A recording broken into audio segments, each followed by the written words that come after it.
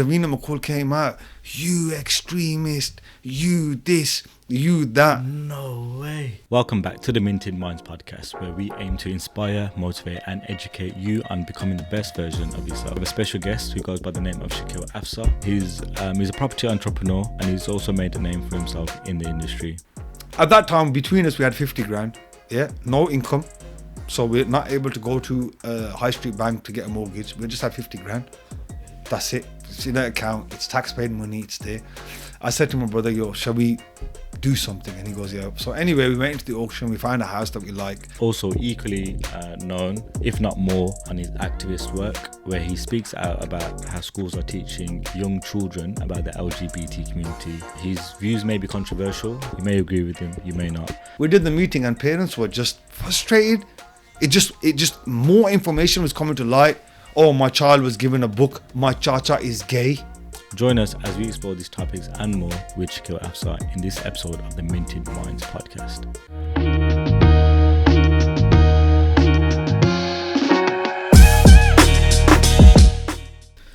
Right, people, what's going on? Welcome back to another episode of the Minted Minds podcast. Today we've got a very special guest in the studio.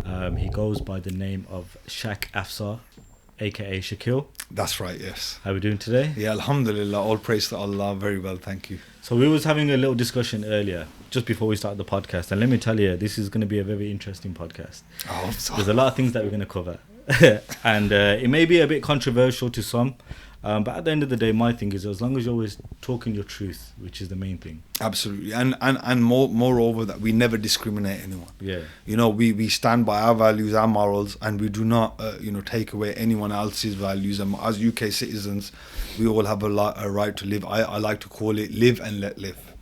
You know, on that point, so I was going to get into this a little bit later on. But while we're on that topic, I was watching your Good Morning interview. Yeah. Yeah, and I want to quickly touch on that because I watched it and I went to go to the comments and the comments they've turned off. Yeah. Because as soon as I watched that interview, I watched the clip that they posted on YouTube. And my views is they didn't let you speak. They said you were discriminating against them and your point was, no, we're not discriminating, So I wanted to get your point, like what were your views looking back at that interview and what they posted up. But firstly, was there anything that they edited out or was that the entirety of it? No, because truth where truth is, that was the entirety of the interview. It was actually meant to go on for 12 minutes. But what actually happened is when I was contacted by their production team, they initially said to me, look, come on, and we're going to give you a platform to put your view. Okay. It's going to be a transparent, fair, neutral ground, sort of like Switzerland, like Switzerland, and it will allow you to put your value and your morals and your stuff. So naturally, at the time, I was doing a lot of interviews. I've done interviews with probably all the mainstream news channels. So I agreed. I said, look, I'll come. No problem. I went down. When I went down, it was a completely different ball game. It was 3 against 1. It was 3 against 1. They literally tried to put me into a side. They cut the interview short. If you look at the end of the interview, they rushed it at the end. They cut you off because they weren't getting what they assumed they were going to get. They thought they would have an uneducated Muslim man who was going to come there and say this. Personally, Abdul, as a British Muslim, I've never questioned the rights or wrongs of homosexuality. I'm not a religious scholar. Yeah, I'm not anyone who preaches to be bringing it from a religious point of view. But what I am is a parent. And what I do know is other parents. And I'm an uncle, a cousin, and I know what our children and how they are and what they are. Maybe other children are able to absorb such information, but unfortunately, I firmly believe that Abrahamic faith children and ethnic minority children in UK are not sort of raised to, digest that type of information. But anyhow, we went down and they just tried, like a pack of vultures. And Philip Schofield, like this is a public thing now, Philip Schofield invited me to come to a show knowing full well he had homosexual feelings inside. It was a biased interview. It was a one-sided interview. I try to be as transparent when I'm watching these, or even if I'm conducting an interview with someone that's probably got opposing views. I always try to understand. and listen to their viewpoint. But after watching that, they were literally like barking at you. Yeah. They were attacking pack of hyenas, I would call literally them. that. Yeah. And just for a bit of context for everyone that's probably wondering what we're talking about, so it was an interview on Good Morning. Yeah. And you were discussing this morning. Was it this morning? Good morning? This morning, sorry. One of the two, okay. And you were discussing the sort of education system where they're teaching LGBTQ. Yeah. It's okay to be gay and things like that. Am I right in saying that? Yeah, absolutely. And our narrative is this: that how can you teach Abrahamic faith children? Yeah. It's to verbally. How can you teach Abrahamic faith children to verbally and morally affirm it's okay to be gay? Because in my mindset, that's equivalent to saying to a Muslim, Jewish, or Christian child, it's okay to eat pork. Yeah. It's okay to have sex before marriage, or it's okay to drink alcohol. I'm going to play devil's advocate. So I'm going to give you some... so I'm going to try and come at a viewpoint that I agree with them, which I don't, by the way. They would argue this is the way society is going. Yeah. So if the society is going that way, there's a lot more gays and lesbians and transgenders that are opening up now, and we can't say whether that person's a man or a female based on their feeling. If they say, if what looks to be like a male says to us now, I feel like a female, we can't say to them no. That's the society that we're living in now. So they're going to say, look, if we're living in that type of society, we need to educate our children to sort of understand these concepts. Yeah. So, because I remember, I don't know who you was on the panel with. There was another woman with you. Well, I think I'm assuming she's a woman. Miss Melissa, I think it was. Yeah, she was saying, her point was. She was a lesbian mother who has an adopted child. Yeah, well, there's always some sort of madness going on. Yeah. But her point was like, look, because we're educating our children, when the concept of someone having two mothers, that's not going to become a shock to them. Yeah. So, what would you say to that argument? Well, look, what I'd say to that argument is you cannot stand for one type of protected characteristics. In United Kingdom, we have 9 protected characteristics. What do you mean? They range from religious beliefs, sexual orientation, race, etc. Basically, these are the compounds of law. So the 9 protected characteristics are something that can never be changed. So meaning, if somebody wants to practice their religious belief, it can never be discriminated. If somebody wants to practice their sexual orientation, it can never be discriminated. But each must not infringe on each other. Yeah. Our issue has never been, don't teach our children about the multicultural society that exists here in the United Kingdom. Our aim and our issue has only been to teach our children in a way that does not infringe on their religious beliefs, their parents' moral and philosophical convictions, as per the Human Rights Act. The Human Rights Act is law.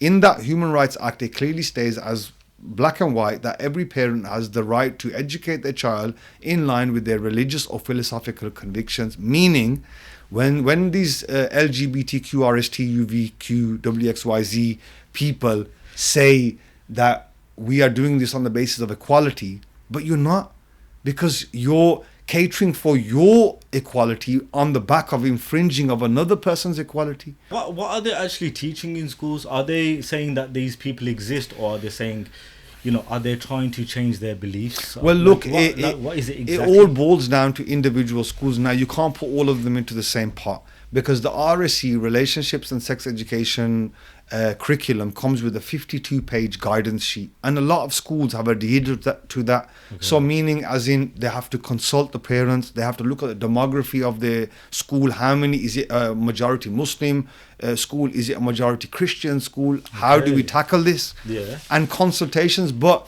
unfortunately, in Birmingham, what we were seeing was a pro-LGBT extremist agenda, where children were verbally sent. I can say this firsthand. My nephew was sent home with a book called The Princess Boy. And out of that Princess Boy, there was a play that was being arranged as per the sort of class guidelines. And my nephew's lines were, I'm a princess boy and I like to wear a dress.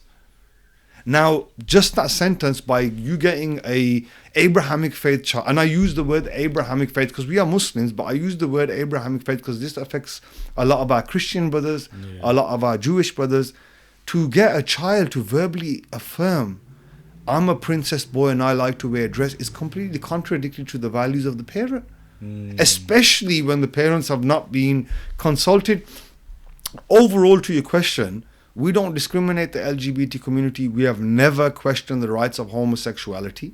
All we are saying is, do not teach our children something that completely contradicts their religion, their morals and their values. You can teach the existence of two children. Also, a big factor comes into it is age appropriateness. A lot of parents feel that primary school is not the setting for RSE. The first year of secondary school would be appropriate. I'm sure you remember the time when you went from primary school to secondary school. It was a big move. I can remember my mom bought me a new bag. And my mom said to me at the time, son, you're going to a big school now. You're going you got to be more. I was prepared that I was going to a new realm. Your mind's more developed to understand a lot more. Yes. Primary school, it's not because you teach a child it's okay to have two daddies and two mummies. Okay, so then the child comes home to a devout Muslim man or Jewish man and says, how do two men have a child? It then forces the parents to have a conversation about sexuality with the young child at an age that they don't want to. Yeah, no, I agree. Like, one thing I'd say is, and I've said this a few times on the podcast, is, as parents, we definitely need to be way more involved in our children's lives. Absolutely. Because of the stuff that they're teaching. Absolutely. Like, sending them to school and then sending them to mosque is just not enough anymore. It's not, unfortunately. So, because what I'm trying to understand is, like, when you bring these arguments across, to them, like, especially in that interview, like, they didn't want to accept or even want to understand where you're coming from. Yeah. They just kept saying the same thing over and over. You're discriminating, you're doing this, without actually really listening to you. And to be fair, after watching that, I was quite frustrated. I was thinking, they're not letting him speak, and when they do let him speak a little bit, they're not understanding what he's saying. And that, truthfully, what that boils down to is when I spoke to the production team, at that time when they called me, I was quite annoyed with what was going on. It was the evening time. They rang me. I was quite annoyed as a individual persona. I was very annoyed. I was very angry with what was going on. Even bringing it, we'll bring this back further down the podcast, how this situation started in the first place. But at the time, I was quite annoyed, and I really gave it to them. I said, this, and this was off the air. It was just me giving my feeling, and they expected the same person to come on a live show, knowing. But they didn't realize that, quite rightly, me having a conversation in privately would be, I know how to conduct myself. And this because like I said to you, the interview was meant to be much longer than it was. And if you watch the interview with me, Philip Schofield, Holly Wilby, it was cut short, and he said we're going to the weather. It was cut short. It was much longer because he wasn't serving his narrative. That is the reason, and this is something that every single one of your viewers should do. Why on my interview with Philip Schofield are the comments turned off? That's what I don't know. I haven't checked on the other videos that they post. It's turned off. Not all of them are turned off. Not all of them are turned off. Not all of them are interesting. Because I read the comments, because I was in it at the time. The comments were completely in my favor at the time. What they were so they initially had the comments on. Okay. They were accusing me in the comments. I can remember as soon as I did the interview, I left, and I can remember I was having an Uber back because it was in London. Yeah. I had an Uber back to the train station. On that time, I was very new to social media. Okay. Because this was like 3 years ago we're talking. Very new to social media. So, when we talk about how it started, you'll know about how I got even onto social media, because I wasn't on social media. And I can remember checking, and they were accusing me of not looking at her. Okay. So what they took from this whole interview was, look, and if you watch the interview back, the way she was positioned right next to me. So I was talking and answering her back, but I was not looking at her because of where she was positioned. Exactly. I wasn't going to turn my head and start.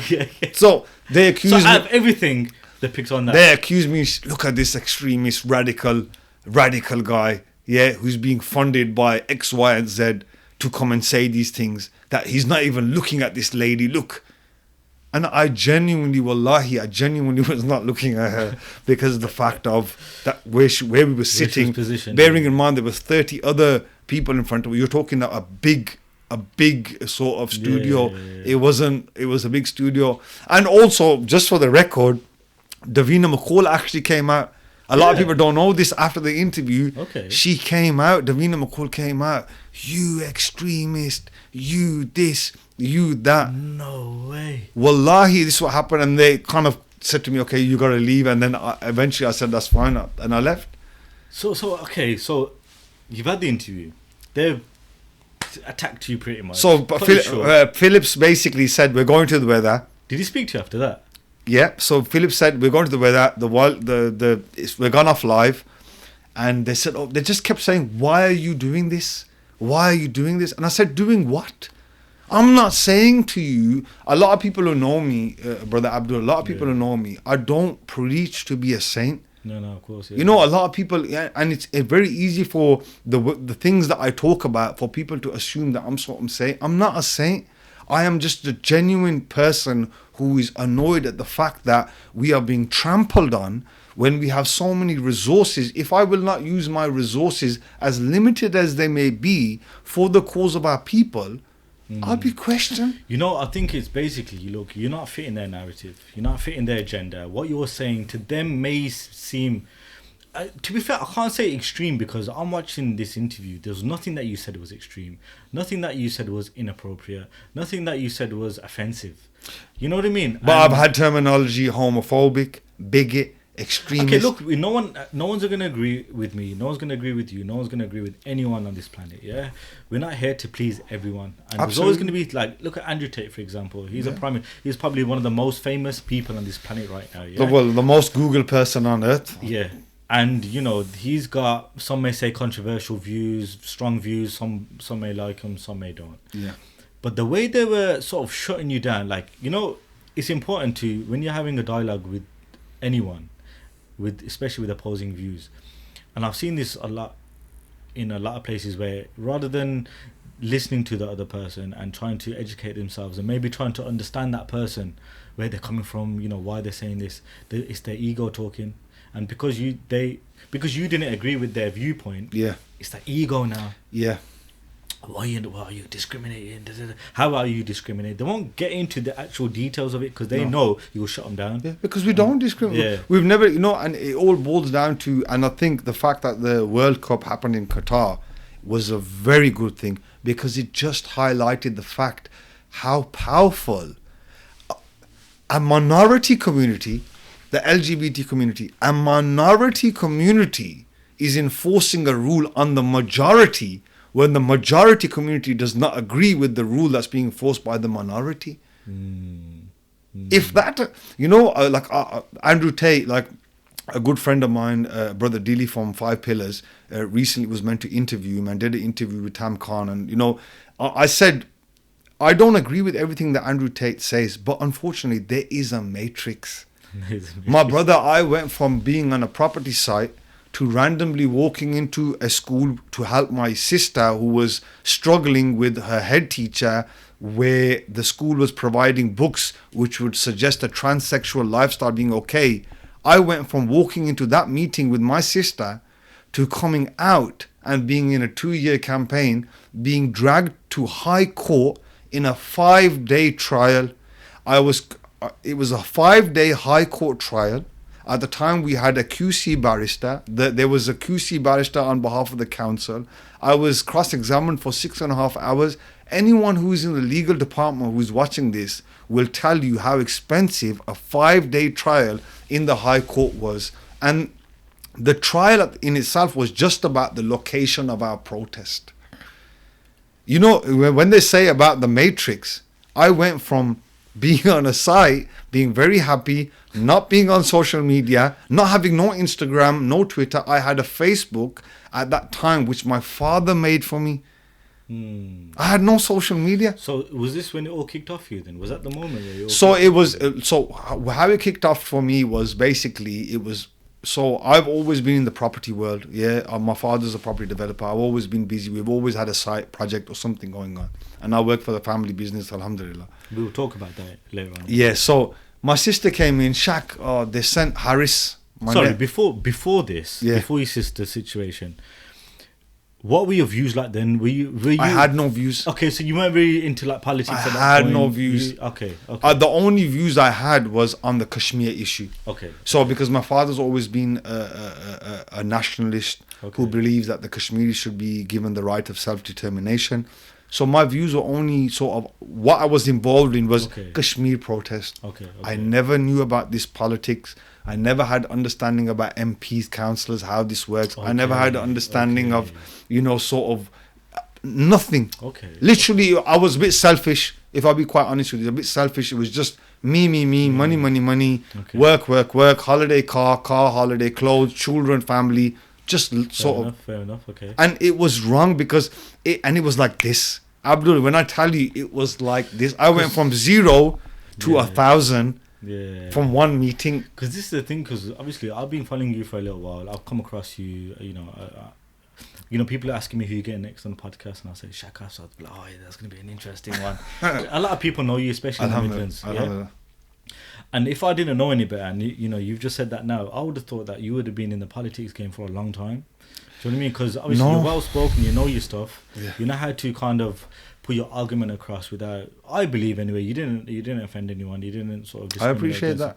So it's quite interesting to see that you went from literally your average Joe when it comes to politics to someone that's in the mainstream media now, represented. Well, look, it was mad. If I tell you the story, like coming back to the story of how I got into this, what clicked. Yeah.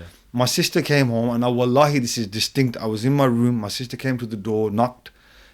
Shak, come down and talk to you. Okay.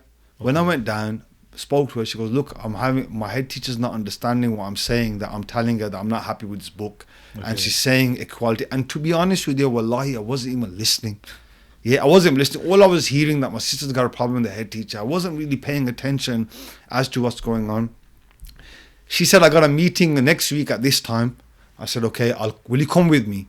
And at that time I said, of course I'll come with you. It's okay, I'll come with you. When I went into on the day of the meeting, it was I think the meeting was about 9 o'clock. At that time, we had no projects going on. So I was getting up about 10 o'clock. She came, all I heard was dung, dung, dung, bang on the door. Shak, meeting, I told you, head teacher.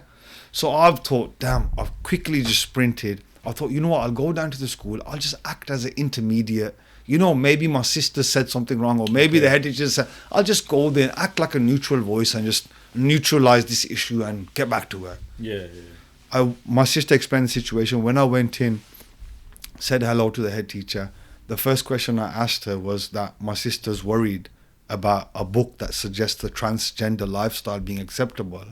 And if you were going to give this to the children or put this in the library, why weren't parents consulted? She just went on the offense. So what was your expectation? My expectation was to go in there, do a little reconciliation between two women, one being the head teacher, one being my sister, and come out of there. That's it, Other than that, my involvement with my nieces and nephew was always through my sister. Are they doing okay? Are they doing well? Okay. When I started to speak to this lady, wallahi, it was just a click. When I started to speak, she said, the way you're talking, we'd have to refer you to prevent.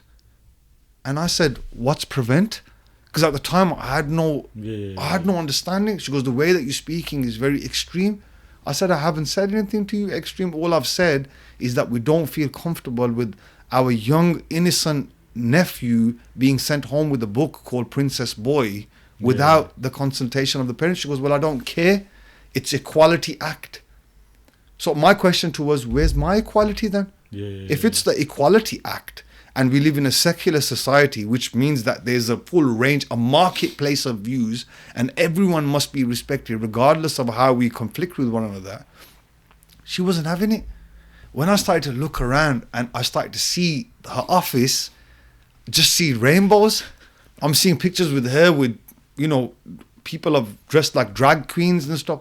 And the worst thing about it was that was my primary school. So the school I went into after many years, after probably 10, 15 years, probably longer, was my primary school. Anderton Park School was my primary school. So I'm standing in the old reception, just off the old reception. It's my old school. Is this a majority what? Majority Muslim school. Majority Muslim, 99. So they, wouldn't they know, before pushing out this type of, education? Well, let me tell you. So we've had this meeting with this lady. and it was just completely one-sided. She wasn't willing to listen. It kind of just got to a point where I had to say to my sister, you know what, let's go, because it's not getting nowhere. Okay. When we come out the school, my sister goes to me, okay, there's some sisters, yeah, and I've got the footage. I'll send it to you. There's some sisters who are waiting in the park because I told them I had a meeting, and they want to know what happened. So my sister is an educated lady. She went to university. She was graduating to be a teacher, etc. And then she had kids, etc. Now she does work. She was doing work in a nursery for a certain period of time. So she's always around kids. And I'll go, what do you mean? She goes, oh, there's some ladies waiting because they want to know what happened. Walk through the park, and there's ladies. There's our sisters, our aunties. You know, people whose first language is not English. Okay. People who are wearing the veil. People who don't know how to go into the school to make a teacher. Or people who are afraid to do so. All waiting to see what my sister has accomplished. Okay. When I came out and I listened to what some of those teachers were saying and how the head teacher was speaking to them, you know, some of the ladies there were actually to a point called, your beliefs are terrorist-like. This just was, and it was one day, it was literally happening. So at the time, there was so many 20, 30 sisters. So I thought to myself, what do we do here? I don't know what made me do it or what made me say. I stood up on the bench and I said, Salaam alaikum, sisters. And bearing in mind, some of these sisters had told me that we've already contacted our counsellors. Okay. Because my reply was to them, I think we need to contact our local MP. Okay. They said, look, we've already done it. So they've exhausted all their... They said, we've already done that. We've contacted them and they're saying, we can't talk about this. We can't speak about this. We will talk about this more in depth. But so I stood up. I said, look, sisters, I think the only way that I can help you, because you've come here and obviously you were wet, because my sister told them I'm taking my brother in. Okay. So they expect... And no, but I think they're just latching on to any hope to kind of... We went there and I said to them, sisters, at the time I said, look, sisters, I think it's best in this situation to organize yourself. Yeah? Okay. Be organized, be unified. Then that way, if anything is going to happen, it's going to happen on the strength of the fact that you're together. My sister made a WhatsApp group. 20, 30 of them entered into that WhatsApp group immediately. Straight after, I wrote a letter. I'll send you a copy of the letter, the first initial letter that I wrote. I've got that. We'll post it up in it. It's a 3-page letter that I wrote, pushing forward the concerns of the parents, pushing forward that, we want to make dialogue with the school. Okay. And it just blew up from there. Literally, we got a call from the school saying that we do not accept anything you're saying, and you're banned they banned my sister from the school premises. So her children are going to the school, but she's not allowed to go onto the school premises. They banned your sister? They banned my sister from the school. Why? We tried to ask for explanation, said, look, why are you banning my sister? Why are you doing this? Why? So eventually, anyway, at this time now, there's a group of 30 parents, which is growing. Parents are coming in. So and suddenly, within like a day or two, I said to my sister, look, you need to arrange a meeting. Let's do a meeting and let's try to get some form of working group together. Wallahi, in my heart, what I was thinking was we'd do a meeting. There'd be good 6-7 parents who would lead this. And I could carry on doing what I'm doing. We arranged the meeting on the day, and we arranged the meeting just in the masjid right next to the school, Danish Road Masjid. Okay. Hats off to them. They stuck by what they had to stand by. We did the meeting and parents were just frustrated. It just more information was coming to light. Oh, my child was given a book. My Chacha is gay. There's an actual book. My Chacha is gay. My Chacha is gay. This is an ethnic minority community who comes from a religious background, who prays 5 times a day. 99.9% are Muslim.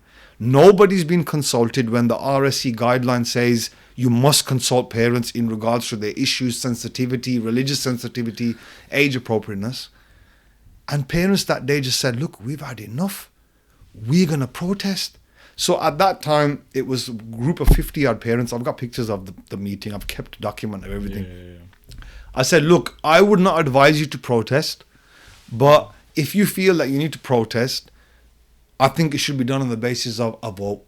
Okay. How many people think that we should do this through a written means, even though the written means now we've sent the letter, they've completely disallowed their letter. They're not even responding. They're not even responding. Yeah, they're not doing anything.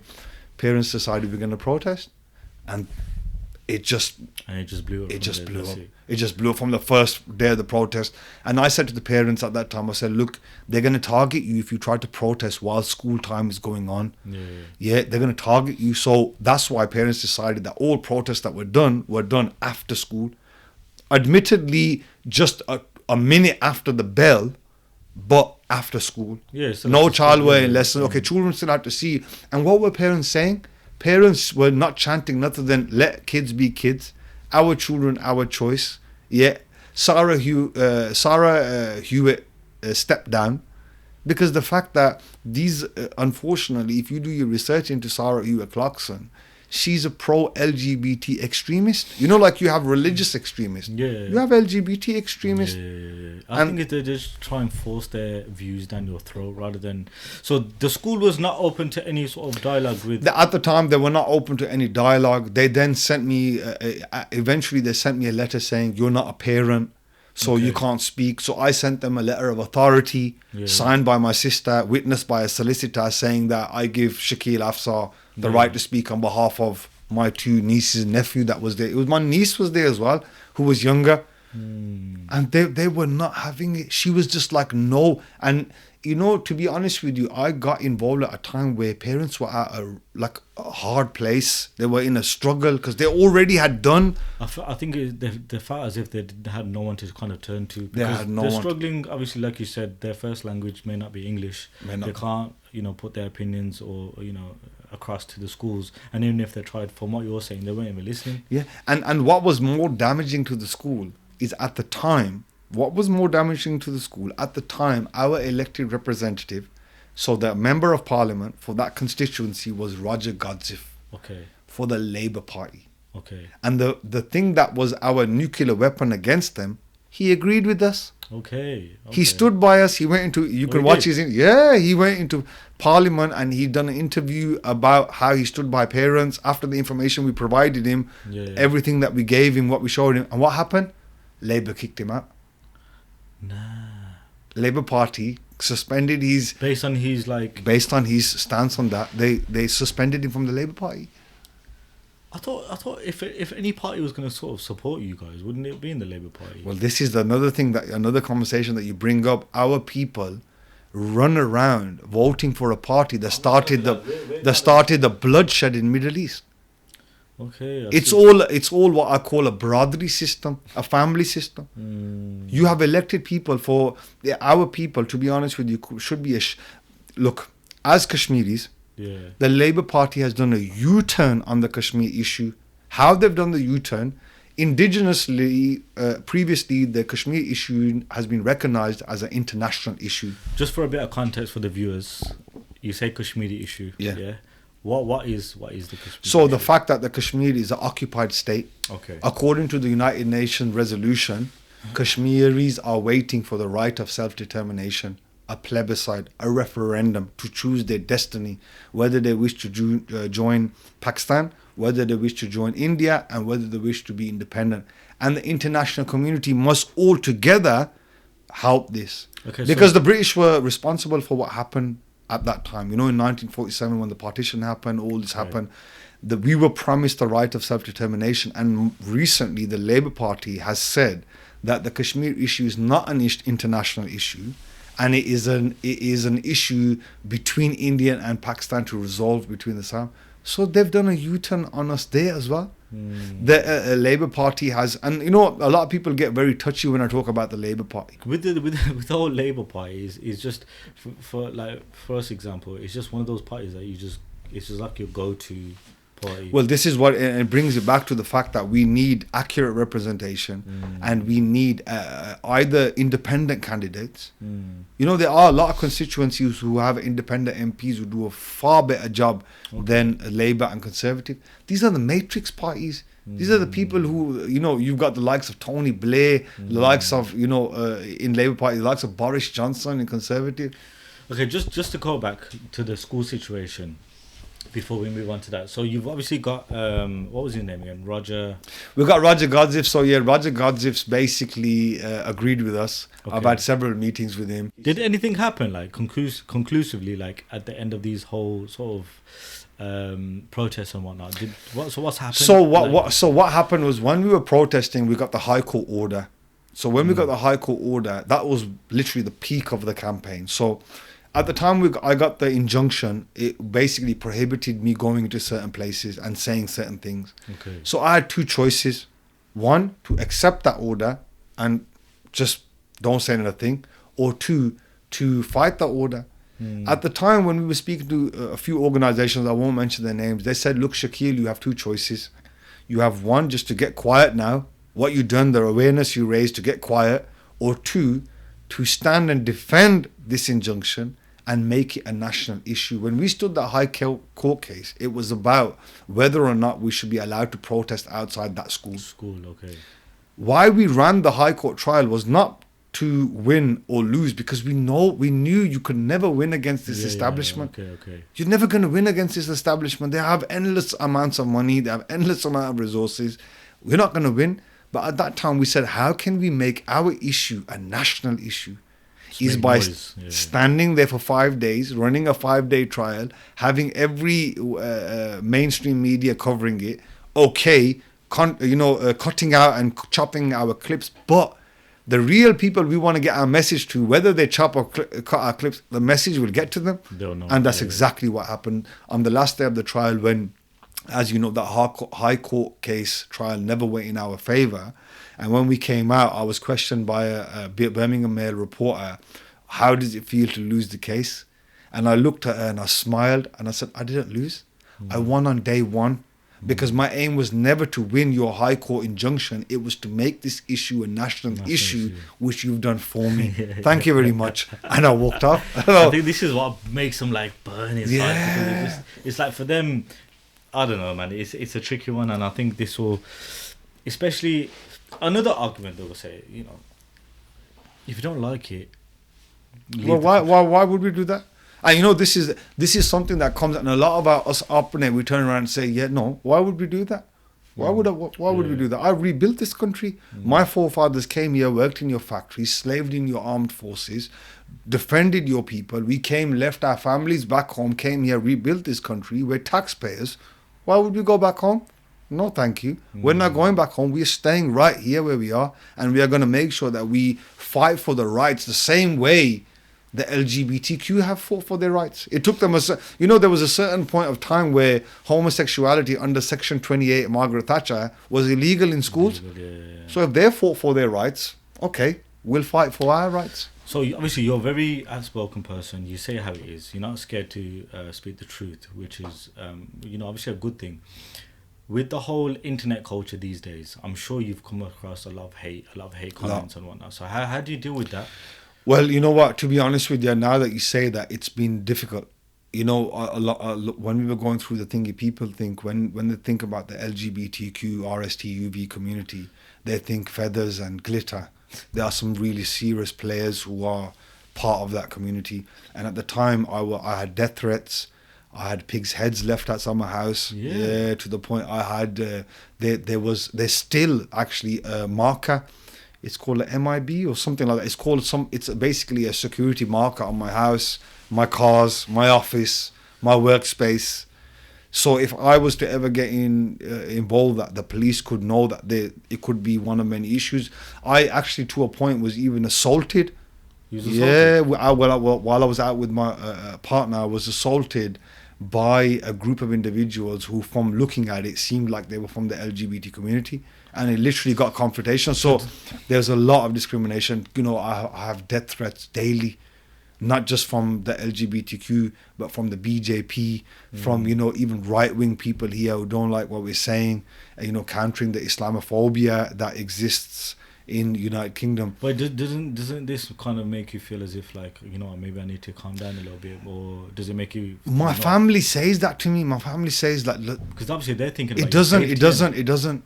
it could be a bit silly of me, or I've take precautions. Don't get me wrong. I've got the right people in the right place, the right things, the right time. I'll never say or do anything to put myself in position, and I will go 100 to defend the honor and security of my family. You understand? But I believe it's time, Abdul. It's time. If we are gonna pussyfoot around people based on our own security, if they want to do something or they want to do something, then for their action there's going to be a reaction. I've been quick, steadfast to let everyone know, like I got a few messages, we're going to come and do this to you, and we're going to come and, BJP especially, we're going to come and do this, we're going to come and do this. And my reply to all of them is, I've got a ticket machine outside my house, grab a ticket and join the queue of the other hundreds of idiots who think they're going to, when it's your turn, take it as it comes. And Allah, I'm telling you, Allah has been, people said at the time when I stood for this controversial thing, people from my own community, from my own family, said, Shak, what are you doing? Told the narrative and it'll be financially better. Really? Told that to a point. I've had even Labour candidates, without giving their names, because they'll just be, if they're not here to defend themselves, it'd be wrong of me to mention their names. But Shakeel, stop saying this. Stop saying this stuff. Don't you want to do this? Don't you want to have a good wage? Try to become an MP. We can get you in the party. That's the definition of selling your soul, I think. Selling your soul. Yeah. And you know what it is? Alhamdulillah. And I think if it wasn't for the dedication and hard work of my mother and father for putting me in the position that I'm in, I maybe would have sold my soul. You understand? Because when you're in but because I was financially sound, it was not, £80,000 a year is not a bad wage, to try to get. But it was more about the fact that how can you sell yourself?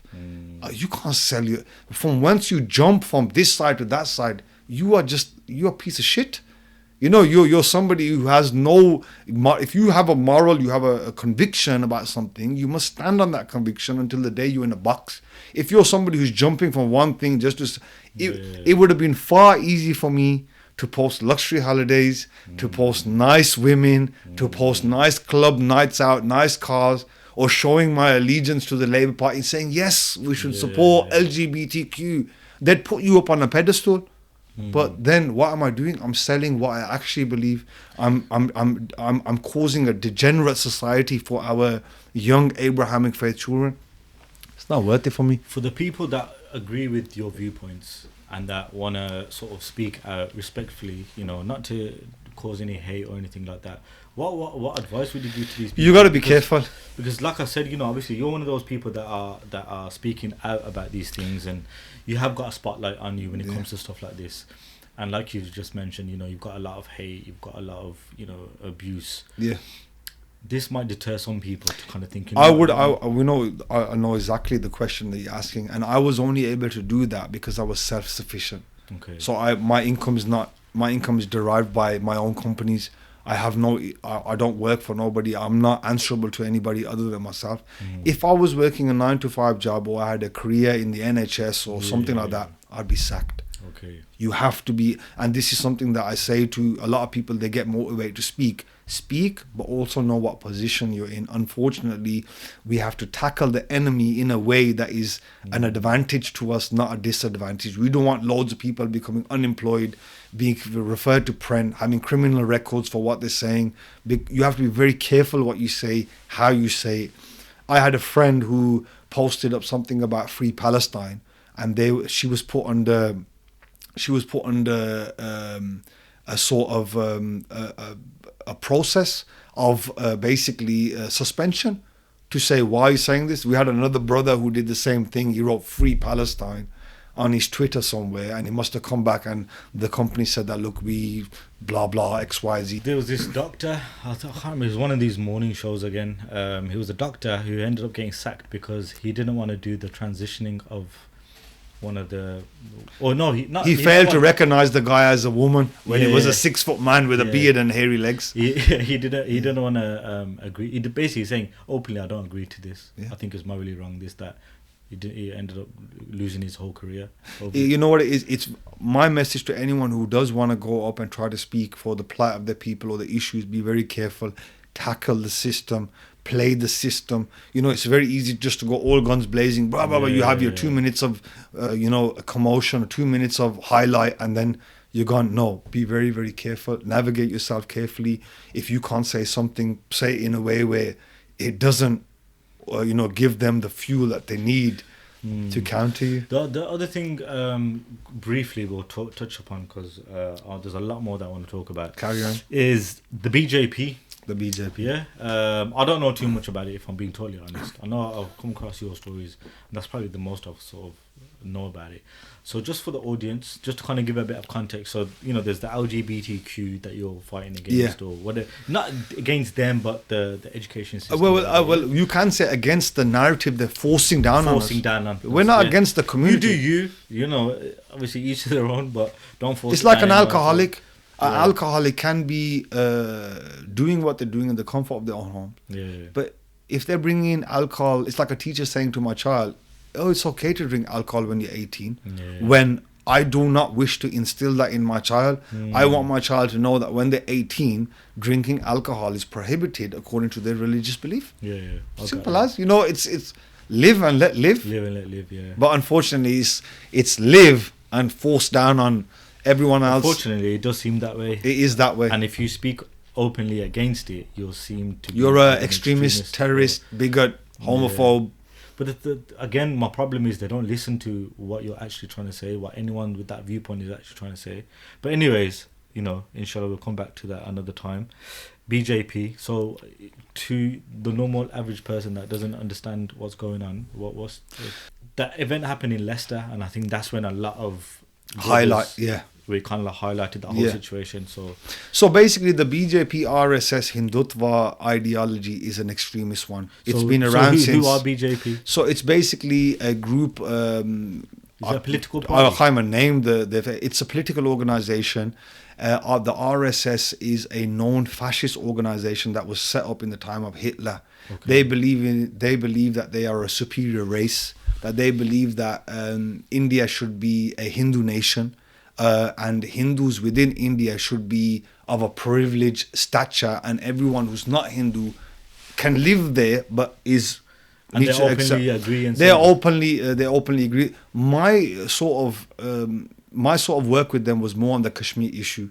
The fact that the Kashmiris are being disproportionately affected by the Indian administration, which currently is the BJP under the Modi leadership. And when it comes to that, I've always been anti-BJP. I always will be anti-BJP, because people who force their narrative down on people, and it's the same sort of concept, as the LGBT one. What happened in Leicester then? Like, what was all that about? So in at the time in Leicester, it was an ongoing issue. As you know, there's a large Hindu community there. There's a large Muslim community there. Yeah, but your average Hindu wouldn't agree to these. In UK at the moment, it's the ones who are coming over, mainly as students, who are coming over with this BJP mentality. This BJP mentality that, this gang lynching. If you're Muslim, they ask you your name. What's your name? Abdul. They'd lynch you. But to me, this is like it's come out of nowhere. To me, it's been something that's been for a while. It hasn't come out of nowhere. It's Hindus in general are very understanding, peace-loving people. It is, again, an extremist faction between the Hindu community, a pro-extreme, who have an extreme agenda. There are Hindus who actually agree with us and don't stand the same way that there are Jewish brothers who agree that Palestinians should have freedom, the same way that there are LGBT people believe that parents should be given their rights. It's always the extreme element. But unfortunately, with the BJP, they are a very large, very organized, very well-financed type of extremists. Do you understand? Because we are, and that's evident by the fact that just a couple of days ago, a report came out from BBC where they done Modi about the Gujarat massacre on Modi, which is the Prime Minister. And they openly basically have evidence to suggest that Modi was responsible for the Gujarat massacre. Hence the reason why they call him the butcher of Gujarat. And Rishi Sunak in Parliament stood up and said, in essence, I don't agree with that. So, it's and these are the people who have been oppressing our brothers and sisters. There's many issues. If you Google the Kashmir issue, you will see many human rights organizations like Amnesty International have documented the barbaric discrimination by the BJP Hindutva Hindus on the people of Kashmir, and now moreover the Muslims of Kashmir. What I would like to say is we have put a UK-wide ban on the BJP RSS Hindutva extremists. They are not allowed to carry out any events in the UK soil, and if they do, we will severely object to them. This is something that I put out openly. I stand by my statement. If there is any open BJP event, RSS Hindutva supported event, you will have another Leicester issue, whatever city it is. Obviously, again, this is another sort of like area that you're speaking up against. Yeah. Are you, again, not afraid of being a target? I think this fear is what motivates you. You know what it is? There's one type of fear when you're scared of something that you just try to run away from it. But for me, it's when I'm scared of something, I'll face it, because I'd rather get rid of it and finish it now than have to run away from it and come back to it later. How are you so passionate? Because you're fighting for the Kashmiri people. Yeah. Does this affect you anyway directly? Because, you know, to be passionate about something for your people is one thing. It's not affecting you directly, is it? Well, it affects me directly because I'm Muslim. You're Muslim. Okay, look, I'm a Muslim, and I'd never preach to be a saint, but I believe I'm a Muslim.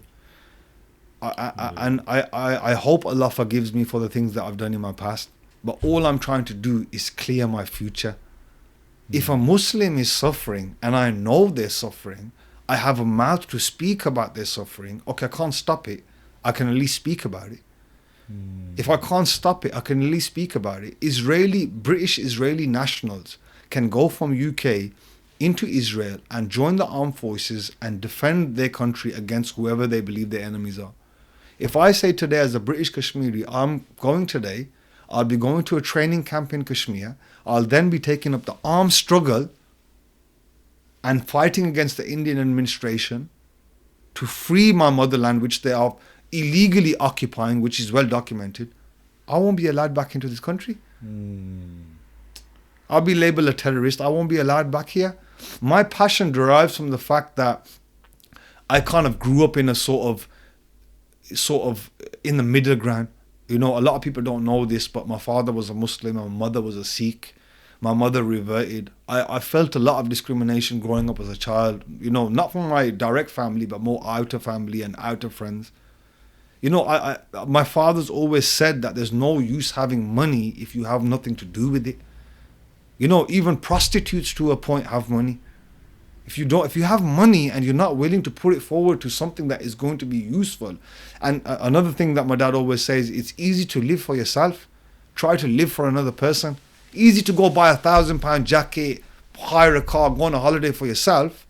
Try booking a holiday for somebody else or buying somebody else a jacket. Then you'll see how pious you really are. Anyone can go and spend money on themselves. Anyone can go and devote time on themselves. Anyone can go and buy something for themselves. Buy that for somebody else. We'll see how really pious you are.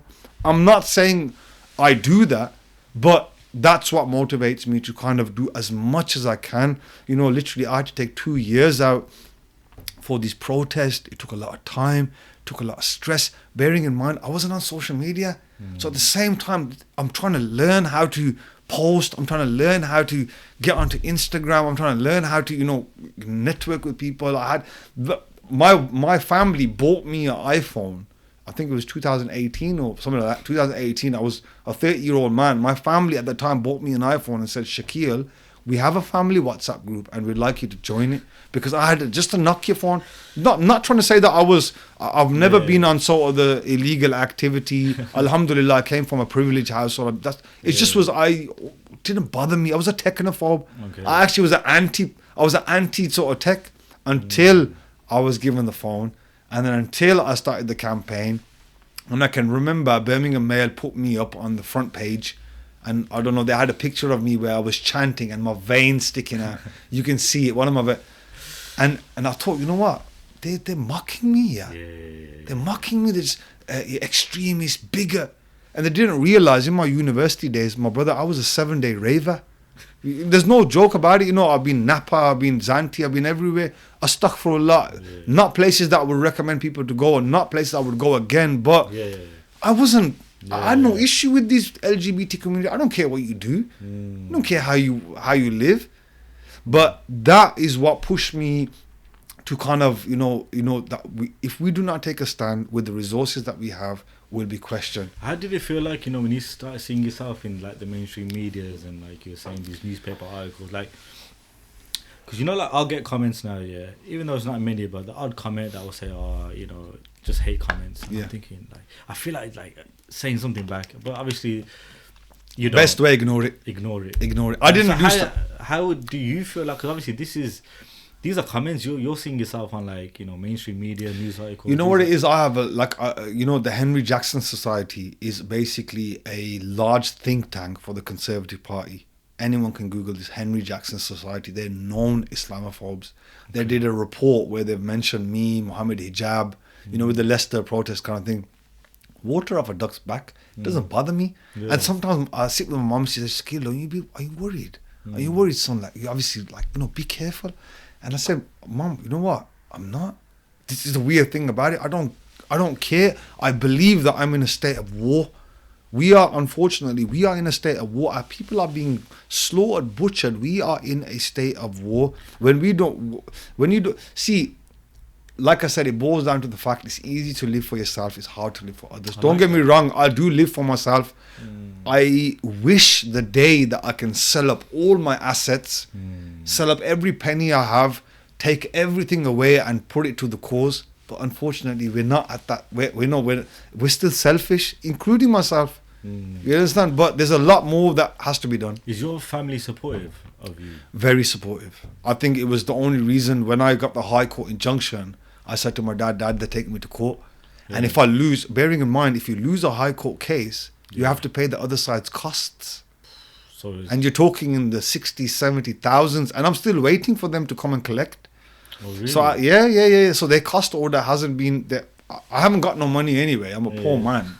They can have my couple of £1,000 car that's on my name, but otherwise, everything that I own is under a limited company, and it's got, it's not my asset. But they have, and at that time, when bringing it back to what you said, I said to my dad, I got an injunction on me.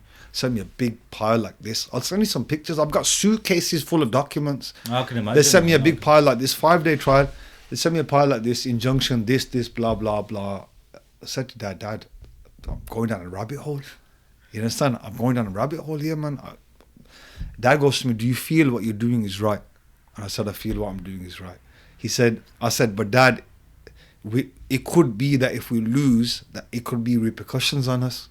They could take certain things off me, which are yours, which are on my name, or were on my name. How do you feel about that? Dad said, carry on, son. If you feel is right, just do what you got to do. And wallahi, at that time, when I started, I was in a dark place. There was now people are talking about it and they're very much woke. This was 2019. Nobody's willing to speak up against the LGBT community. There was a sort of narrative, don't speak against them. You'll get cancelled. You get cancelled. And now people don't care because it's become more open, the conversation's more. But at that time, if you Google to 2019, no one was doing this. Did it take any effect on your mental health? My mom would say I'm mental as it is, but you know what, to be honest, I'm quite strong like that. I've always been mentally very strong. I when I was probably 17, 18, I had a spontaneous pneumothorax, which is called a collapsed lung. Oh, no. Yeah, so and then I've gone through a lot of trials, but I've always been very mentally strong. Okay, like I've gone through the difficulties up and down, but I don't have a best friend. Okay. Like some people, they have I have a lot of friends, a lot of associates, a lot of brothers that I love dearly to my heart, but I never have a best friend. I'm very much a lone eagle. Okay. I move throughout the day. I do stuff with people and I'd go stuff with places, but like some people, you have the people where they bring up their friend every morning. Where are you? What? I've never had that. Okay. I have a lot of friends who step on the front line for me, and alhamdulillah, I'm thankful for each and every one of them, but I don't have a best friend. Okay. I've always been confident in my own belief. I've always been happy in my own company. Send me away for a week somewhere alone. I'll be happy. I'll make friends. What about, so you got siblings? I have a younger brother who's a year and a half away from me, a year and a half younger than me. Well, 2 years younger than me, but you'll never see him. He's camera shy. Is he like you in the sense of like? He's like me in the sense of our thought process, but not like me in the sense of sort of confidence. So I say to him, I encourage him at the time of saying, come on, his name's Akeel. So I'm Shakeel, he's Akeel. I say, Akeel, come on, man. And he works with me. I spend more time with him than I do with my own wife or my family. And I say to him, Akeel, come on, man. Join, make an Instagram page. He says no. He says to me, Shak, no. And I said to him, Akeel, why, man? Make a page. Like, you know, I've got a little bit of following. I'll help you out on that. He goes, no. Because I want to be that person when someone says something wrong, I'll go stand next to them and they won't even know who I am. And when I stick it on them, then they'll know that, okay, hold on, Shakeel has a younger brother called Akeel. And he looks completely different to me. What does he? Yeah, completely different. People think we're friends. So, you know, a lot of the people in the area, they didn't know that me and Akeel are brothers because I'm more tall and skinny. He's more short and he's more on the healthy side, alhamdulillah. But he's my, to be honest with you, he's a rock in my life as well. You know, throughout the protests, he was the one who was always setting up the speaker systems. He's the one who would get everyone ready at the time. Like behind the scenes, it'd be him. It'd be him doing. I'd be like, yo, this is not working. The megaphone's not working. I'd just pass it to him. I don't know what happens, but he'd just give it back and it'd be done.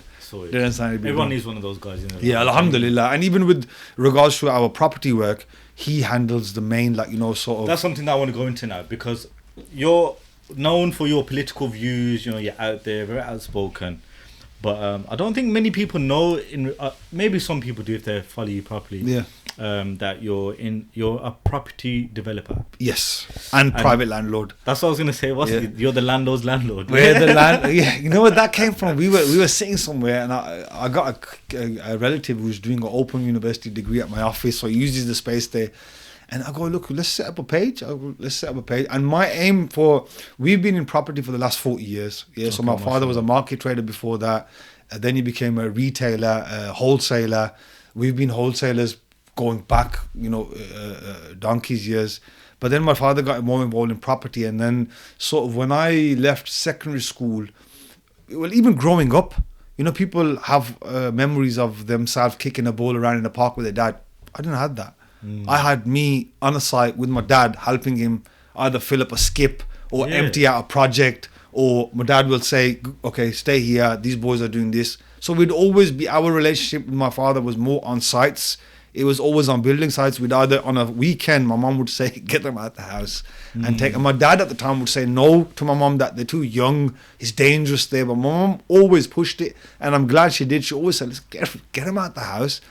So we were always on sites, and alhamdulillah, bringing it back to what you said, it's alhamdulillah, it's because the purpose of this podcast, and I've said this to you before, is I want this podcast to be inspirational for people, to motivate them to kind of get out and do what they want to do, you know, to interview real life people such as yourself that are doing it and mashallah doing well, and is to also educate. So, you know, if someone watching this, they might want to get into the property business, they might want to buy a house, flip it.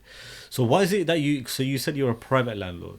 So what we basically do, we purchase properties, renovate them, sell them, either sell them, or mainly recently more because the rental market's so strong, is just buy them, renovate them, convert them into flats, like we're doing the one project at the moment.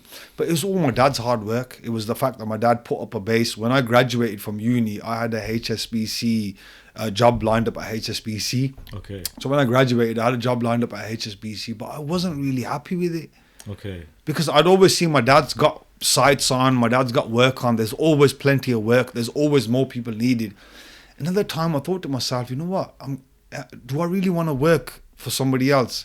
And I don't know where it just automatically, I think one day I just went to the site and, you know, and it just went from there. That was it. After uni, I just we went from there. And since then, alhamdulillah, we've done a decent amount of projects. Like in 2021, in the start of 2021, we planned to do 21 flats over 3 separate buildings. And alhamdulillah, we've done 6 in one, another 10 in the other. and then at the back, which we're still yet to start. I remember I come across, I can't remember who it was, you know, because there's so much content regarding properties and property developer and this. Yeah. Someone said that you're better off buying like a big property and turning it into flats than buying and selling a house, you know, individually. Yeah, it depends on what you want from it, really. You know, flips are good. Buying a property, flipping it, selling it is good, but it depends on the market at the time. With me, we're okay because our sort of business model is more long term. Okay. So we'll buy a property, we'll do it up. If we think by sitting on it, if we're making enough of a rental income for it to cover the property and make a profit, then we'll just sit on it for a while. If a good buy comes or a good offer comes, you dispose it. It's all on the individual. You know, there's in the property game, it's all about buying low, selling high, but also that middle ground about when you refurbish the property. That's where people mess up, because there's no point buying a property cheap than trying to sell it high when the cost of refurbishment is out the roof. It defeats the objective. I think that program that inspires a lot of people, you know, what's it called? Homes Under the Hammer. Homes Under the Hammer. Even like, that's how kind of my dad, to be fair, he's heard of like a few properties here. Alhamdulillah. But it's that program inspires a lot of people. I used to watch that program all the time. Is that realistic, the way the kind of show it's shot over a long period of time. So, you know, that each like person you see buying a house is probably like 8, 9, 10, 11 months, but it is very realistic. The returns are there. Okay. You know, the returns are definitely there. Like me and my younger brother went in 2014. In 2014, I can't remember how old I would have been then, but 2014, you know, me and my younger brother, we wanted to buy something. We wanted to do something ourselves. We thought, you know what, daddies, we want to do something. Yeah. I was young, I think I was about 20-something, 24, 20-something, something like that. So at that time, between us, we had 50 grand. Yeah, no income. So we're not able to go to a high street bank to get a mortgage. We just had 50 grand. Okay. That's it. It's in that account. It's tax-paid money. It's there. I said to my brother, yo, shall we do something? And he goes, yeah. So anyway, we went into the auction. We found a house that we like. Now, that house was unmortgageable because it had no kitchen. It had no running bathroom. Yeah, so if the house has no kitchen and running bathroom, no mainstream bank will lend. Yeah, because quite rightly, because you can't live in it. Okay. So naturally, you can't get a mortgage on it.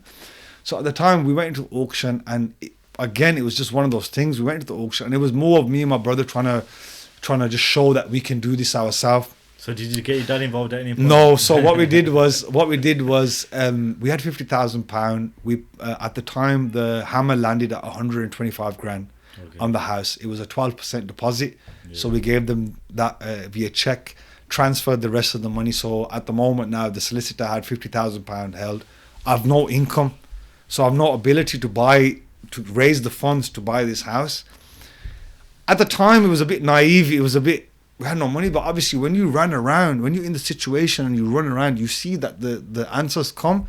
So now we're 75 grand short. Because obviously it's 125,000 to complete. So when you were bidding on it, did you not think that? At that time, you know what it is? At that time, I thought I always had a backup. Okay. Always knew that if anything happens, I can just pick up the phone to the bank of dad, and say cover it. But at that time, so we went in, and so we thought, let's buy this property. We want to go for this house, and we'll get the mortgage. Don't worry, we'll sort it out. We'll figure it out. We'll figure something out. Yeah. After that, I think it was 30 days. So you have, normally when you buy a house from auction, you have 30 days to complete. So anyway, searching, first week went by. I'm struggling. I'm thinking, damn, this is going to be about 12.5 grand worth. It's going to be a bit of a mistake. This is, yeah. I'm gonna sub. It's about £12,500 deposit I'd put in the auction house. Thinking, damn, I'm gonna end up. Is that on the day you have to do it? On the day. So when the hammer strikes, it was a 12.5% deposit at the time, and the value of the property was 125. So it was about 12 grand. Yeah. Okay. So at that time, put the money down. I thought, yo, how are we gonna complete this now? And we were at a point where we don't want to ask dad now. Yeah. Because obviously there's like an ego thing. It comes back. So anyway, I'm searching online. I managed to find unsecured bridging loan. Yeah. They're dangerous, aren't they? Very dangerous, yeah. So I contacted the bridging loan. I said to them, look, but where my advantage comes in was because of my father. I'll tell you why. So I said to the bridging loan, I got the property. They are just looking at it on the internet and online said, look, listen, the fact that you put £50,000 into the property already, we are willing to offer you the full money on an unsecured loan, yeah, on the property itself. Meaning that if I didn't repay them back, they would take the property. The repayments were £1,600 a month. Yeah. Within 6 months now, me and my brother have no cash. We've no money now. Okay. Yeah. So you're zero now. We're zero now. So we've borrowed money, off friends. I think it was another 20 grand. We've converted this property within 6 months. So it's cost us the 20 grand plus the £1,600 a month for 6 months. We've made the flat into 4 flats. Alhamdulillah, work day and night. House converted. House is ready. House is ready now. House is bringing in £2,200 a month in rental income. Went straight to the bank threw the money, because we managed to pull the house through now. Bank threw the money out. I was able to get my £50,000 that we originally spent, was able to pay off the 75 for the bridging loan, and was able to pay off the 20 we had borrowed, because the hard work and the cost that we saved on changing the house and how we made the house into £2,200 rental income basically gave us that kickstart, because the house went from 125,000 to 250,000. So the equity was there. The equity was there. But you know the thing with the property game, which is quite scary, is like you don't know what's a good price for something. That's what I found. But like one company or one, like let's say you want to get the electrics done, someone's going to quote you something ridiculous. Another guy will quote you something else. Another guy will... Like, I'll give you an example. Bringing it back down to my dad. This project that we're doing now, this 10 one-bedroom flats, my younger brother has pulled all the cables. Okay. As in all the cables that he's laid has been laid by my younger brother. He's not a certified electrician. Okay. The certified electrician is my uncle. But just the hard work of pulling the cables, getting them to where they need to be, has been done by my younger brother. And this comes down to the fact that because my dad used to have us on sites, we were able to turn it around like that, because we knew when carpenters were coming, when we were doing this project, we had builders coming, looking at me and my brother and thinking, at points whilst we were doing this project in Smallheath, at points, my dad was always a part of it. At points, we used to say, Dad, can you come? We've got a bricklayer coming at 10 o'clock and we need to get a price of him. But if he sees us there, he's going to think, he's going to think Daddy's kids, they've got property this size. They can see the works getting banged out. They're going to think either these geezers have won the lottery or they got Daddy's money. We used to call my dad. I can remember my dad used to come and we used to say, look, we used to pretend that he was the one getting the job done and we were the workers until... But alhamdulillah, it all boils down to hard work. Property or any trade, just bringing it back to any trade is hard work. Like, I've been on this house now in Smallheath for the last 16 months, but in between we've done 2 projects. It's hard work. It's not easy. Even it's very, I'm in a position where me and my younger brother can just sit in the office, get up every morning, go to the office, sit there, and just do, To be fair, to some people, that's the dream, man. You have to fight for more. Why? Because we are in a position of war. This is what you need to understand. When you look at it on that position, I'm gaining now, but my people are being oppressed. You need money for everything. People think that when you organize a protest, you just make a poster and send it out. No, it takes a lot of time. But does this come out of your pocket then when you're doing like these protests? When we do sort of our own protests and stuff, we just don't even say it comes out of our own pocket. Whatever needs to get spent, if we've got it, bro, just spend it. Okay. Do you understand? We're not even counting it like that because it's a greater cause. There's women there in Indian occupied Kashmir who are being targeted and suffering at the barrel of a gun. And I'm going to walk around with a receipt saying I spent £200 on posters. When people go out and buy, a top £400 shoes for, God knows thousands this day and age. My day and age, you never got over. We used to have the Ascot trainers with the lights. Those days. And, the Rockports. I never had a pair of Rockports. Rocksport. I had Rockford. I had Rockford. And this, again, I'm so thankful to my parents. Wallahi, at the time when we were younger, all my relatives would be wearing branded clothes. But me and my brother, we'd always be shopping in Mataland. We'd be shopping in, normal shops. My mom never bought us sort of branded clothes when we were younger. Because my mom's argument was always, there's no difference between branded. And plus, okay, if you want to wear that, wear it when you're an adult. When you understand what a brand means, when you understand what you're paying for. And alhamdulillah, I was very thankful. I used to love those lights trainers, the little lights on the side, the Ascot. They never used to last very long, but alhamdulillah, it was good. You told me an interesting fact before we started the podcast, that your living dynamic So yeah, my living dynamic is I live with my brother, his wife, my children, my family, and our mom and dad. So yeah, it's in a large house, and at the time when my younger brother got married, my family did obviously say that, look, if you want to move out, but we work so well together, and it boils down to the fact. And I know this is going to sound controversial. It boils down to the fact that in my house, the men are the men and the women are the women. As in the women, all the women in the house are working individuals. They're educated individuals. So what do you mean by that then? As in we know our roles. Okay. We know what we have to do and what they have to do. You understand? As in, when I come home, alhamdulillah, if my partner wasn't there or my mom wasn't there, my sister-in-law would make sure that food is on the table. Okay. For all of us, for all three of the men who have been out working. Or if the sister-in-law wasn't there and my partner was there or my wife was there, she would make sure that everyone's... So it's kind of a dynamic where we don't just think about ourselves, but we think of ourselves as a unit. I don't discriminate, I'm not trying to get into that sort of conversation, but I do believe, and I know this is going to sound, I don't want to sound like I'm Shak's opening up a whole new can of worms, but I do believe, unfortunately, in our society, men are forgetting to be men and women are forgetting to be women to a point where everyone has got respect. We do believe that women are equal to us according to our religion, but there is a difference. There is a difference. If you disallow I hear couples saying that there's no difference, there is a massive difference. If someone's going to come to rub your yard, who's going to jump in front? No, send the wife out. Send the wife forward. This is in essence what is. But it's natural instinct. It's not even so much about I have to do it based on natural instinct. It's just natural instinct. You could be the weakest of weakest man, and if somebody comes into your family, you're gonna step up to the plate. Our society, we are being. It's all. You know what it is. This is a whole. No, you're gonna get me in trouble. This is a whole new topic. No, it's a whole new topic. We have sisters in our society, and I gotta watch what I'm saying. We might have to cut this out. We have women in our society who will look at a married woman and make her feel like as if she hasn't got a good life. So say that again. We have women in our society, single women, who will look at a married woman who caters for her husband. What does my wife cater for me? Like a traditional woman. A traditional wife who, when I mean cater, I mean my wife does a lot for my particular wife does a lot for me, but when I mean a wife should be catering for you, as in the basic things, if you are working a long day and your partner's at home, you should expect that there's going to be food at a certain time. Or if they are working a long day and you are at home, you should, try to... But there's people in our society and a lot of... Now that's changing. I call them the shisha girls.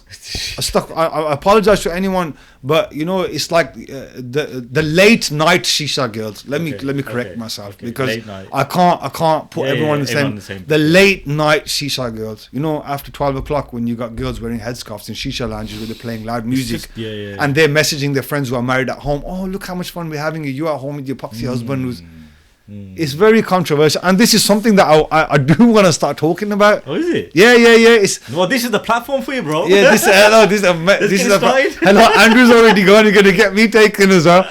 It's what it is. We the male sort of persona is not as respected as it used to be. I can remember my grandfather and the way he provided for his wife. His wife was happy. Just for my grandma, how many other human beings have entered into this world? Like Andrew says, the woman in our culture, a woman is like a rose. A rose plant is right at the top. All below, if that rose plant touches anything below it, it'll be ripped up because why? There's all thorns. We don't mix our women amongst thorns. Simple fact, if you mix a woman amongst thorns, and unfortunately, all you men watching out here, we're all a bunch of thorns, including myself. So if you acknowledge the fact that men are to a point or can be thorns, why would you put your roses amongst them? I just think women now, and again, you've gone into a new topic now. It's just naturally change topic, but we are coming towards the end of these podcasts are becoming very long recently, I've noticed. You take us. But I didn't realize the time, man. okay, this whole demanding about the meher, where, if he's not going to give me below 50k, then I don't want to know, and but then they'll say, Islam says, we have a right to request. I think they just take certain things out of context.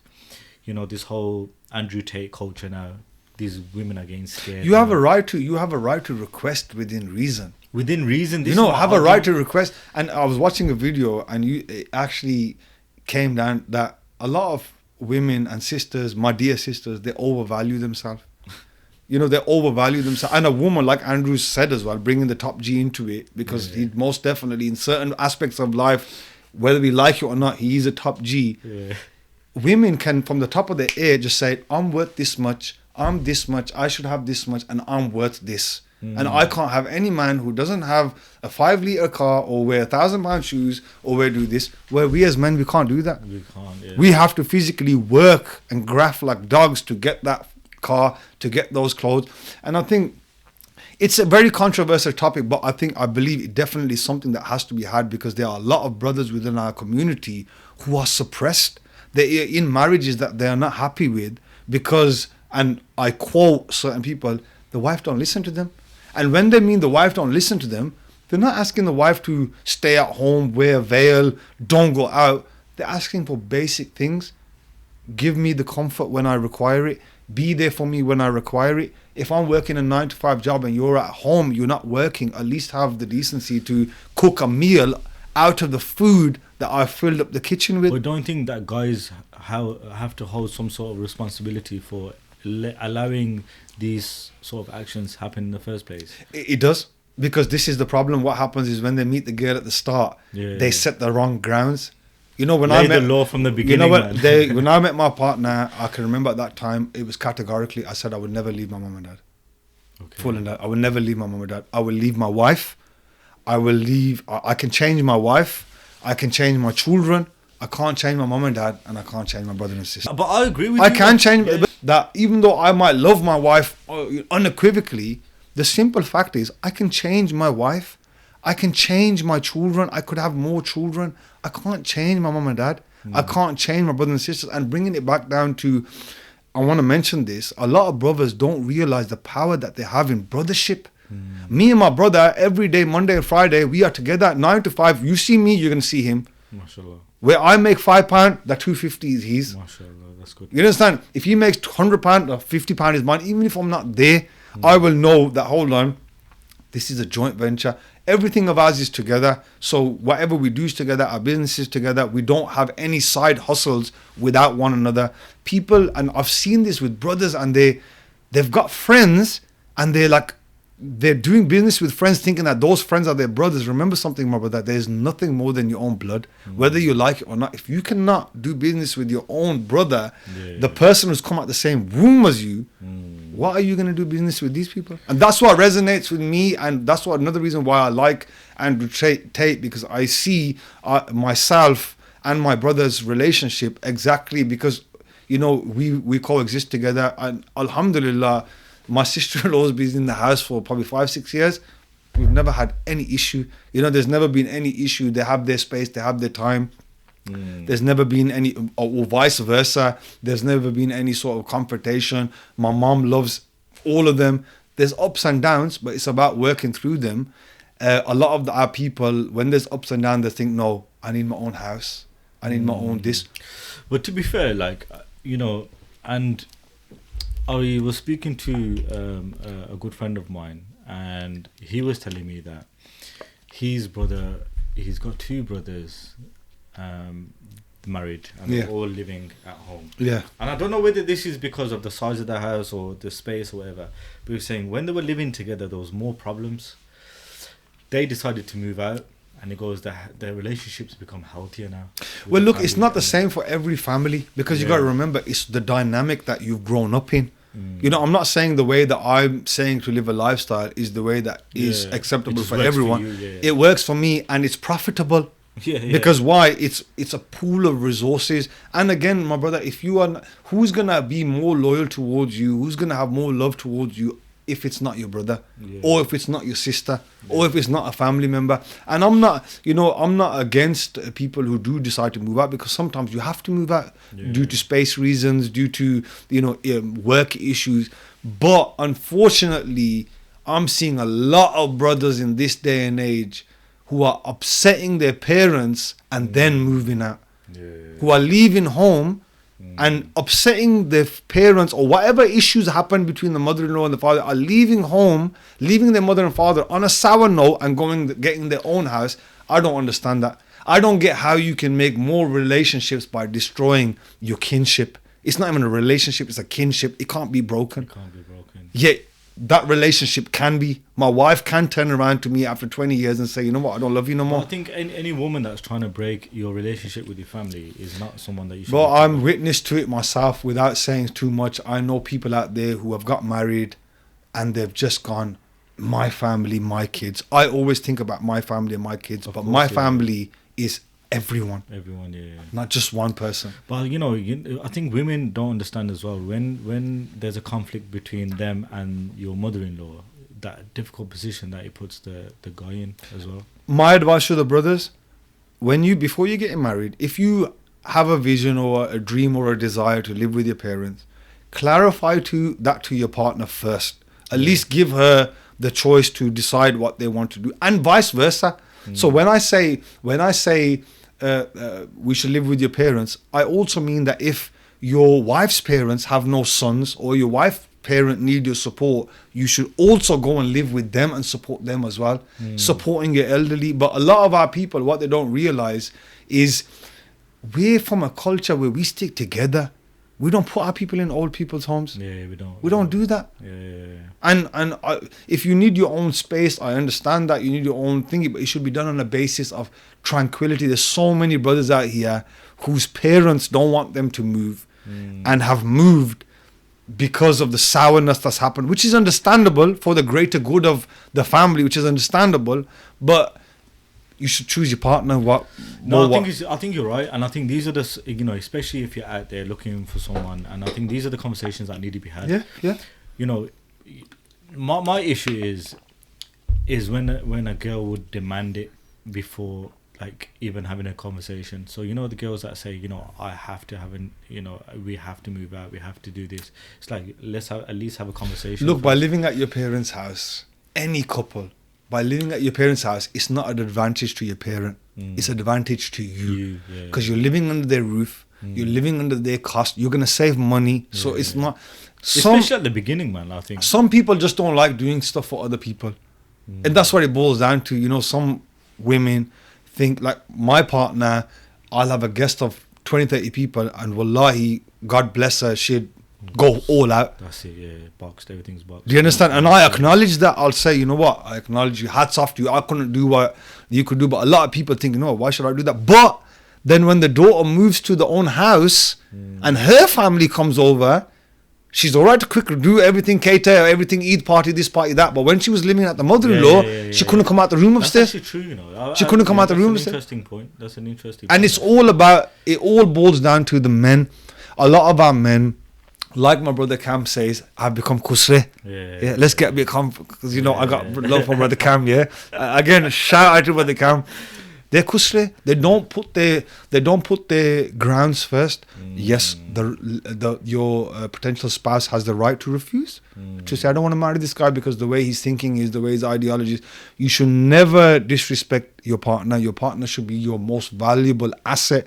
I also believe that the time in any British Muslim or any person, even non-Muslim, you should dedicate enough time, even to a point where I can openly admit that I don't sometimes dedicate enough time. But I acknowledge that flaw. You understand? You acknowledge your mistake. You acknowledge that you don't.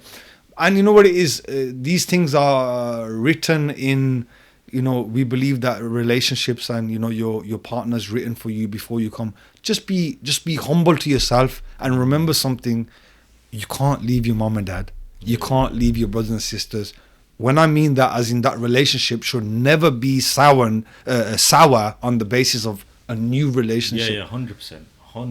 You can have conflicts and everything, whatever, but you can't. There's guys out here who have moved out their family homes and they don't even go to their parents' house.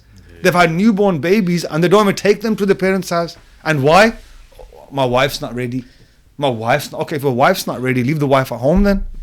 I think this is happening more so with the newer generation. I think in our generation, you know, if we said to our, like, obviously we're similar age. Yeah.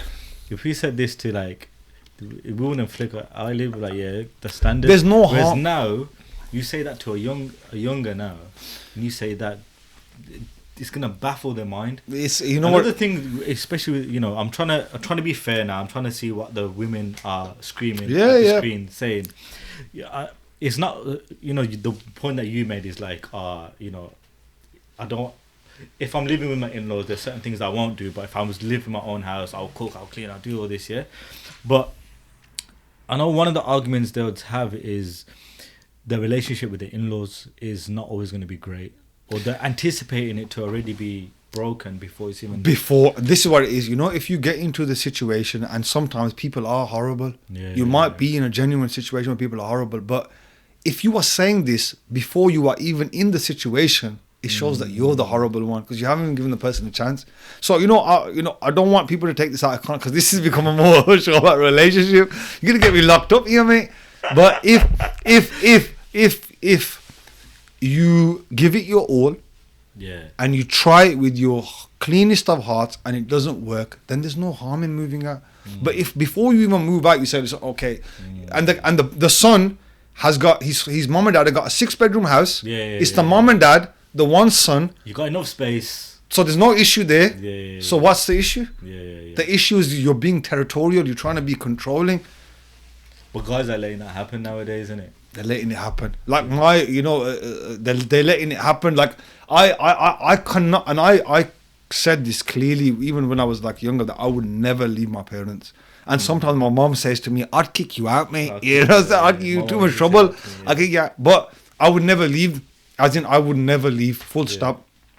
If my partner cannot understand that I have, and my parents are not, it's not like, as in, for example, most of these brothers, their parents are not old people who need constant looking after.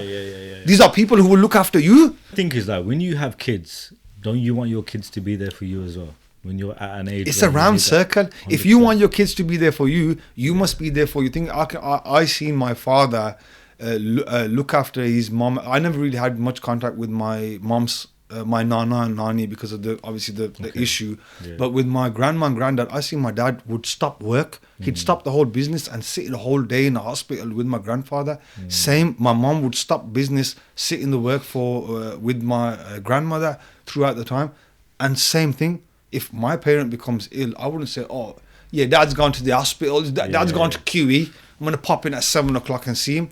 Boom, everything's shut down, closed down, finish, go. Family's everything, man. Family's everything. And people don't understand the value. I've heard conversations where people are saying to me, "Bro, my mom hates me." And I said to him, brother, your mom doesn't hate you. Your mom probably hates the way that you've gone about all of this.